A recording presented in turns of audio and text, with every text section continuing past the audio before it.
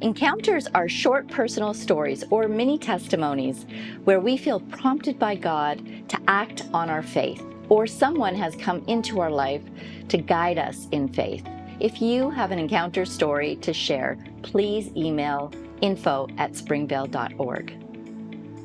Ryan, thank you so much for sharing your encounter story with us. I find it fascinating, and it's a story that all of us should be very mindful of, pay attention to, and do something about. So give us a little bit of background. The background to this particular story is, so I came through many, many years of drug addiction and found myself in a very dark place, being trafficked and homelessness and just a really evil time in my life. And through that, What kind of impact did this have on your family life? My family was very disappointed in the choices that led me there. And they decided to not speak to me anymore and to go about their own lives without a relationship with me, and sort of turn their backs on me for some of the things that I chose to do. And some of the things that happened to me were part of the choices, but they at one point just decided to go a different direction and not include me in the family. And what happened to turn your life around? Jesus happened. There was a moment, which is a story for another time, but there was a moment that I met Jesus, or he met me, and I surrendered my life to him, and nothing was ever the same. After I surrendered to him, everything changed.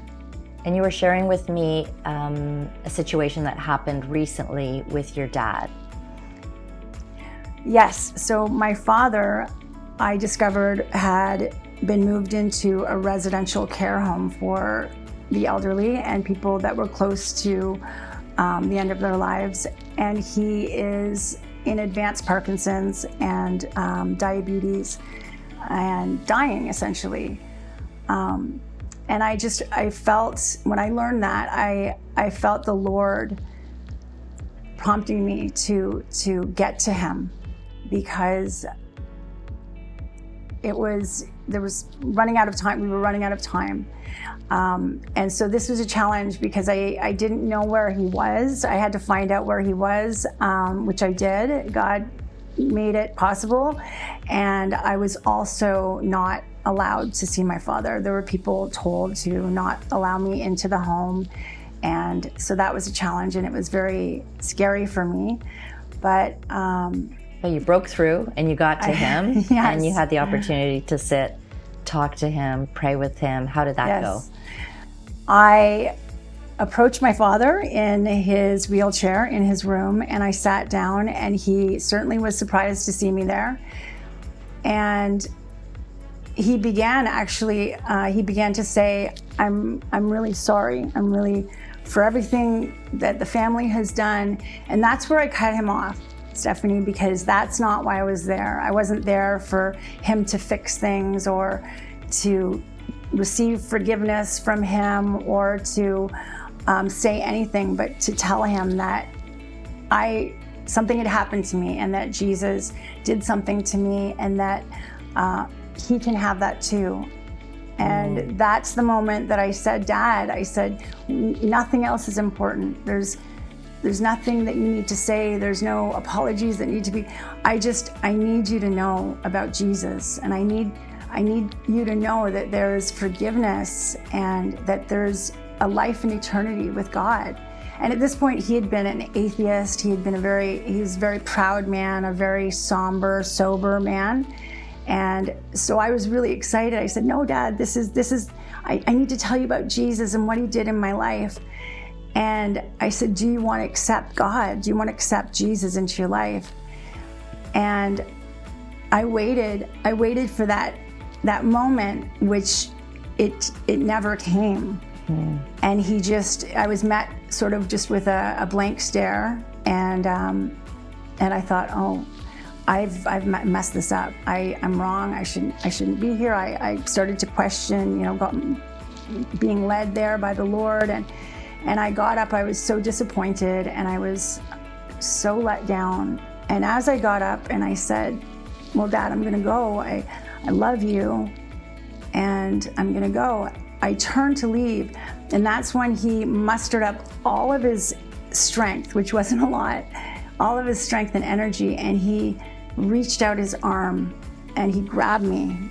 He grabbed me by my hand and he said, yes. And shockingly, I said, yes. And he said, yes.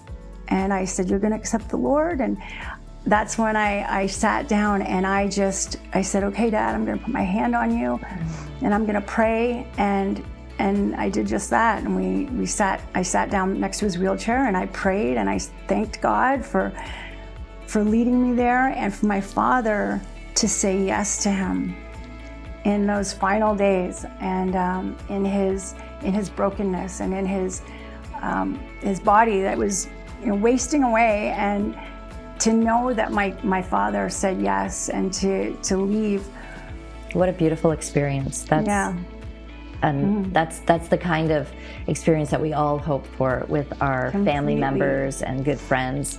Yeah. So because of this encounter that you had, Ryan, what are you doing differently now in your life? Oh gosh, I don't sit on any impulses. When God is prompting me to share the Lord with somebody, I don't sit. It could be in the checkout aisle of the grocery store. It could be anywhere. It could be, McDonald's. It could be anywhere. I follow that now because I know that it's never too late for anybody.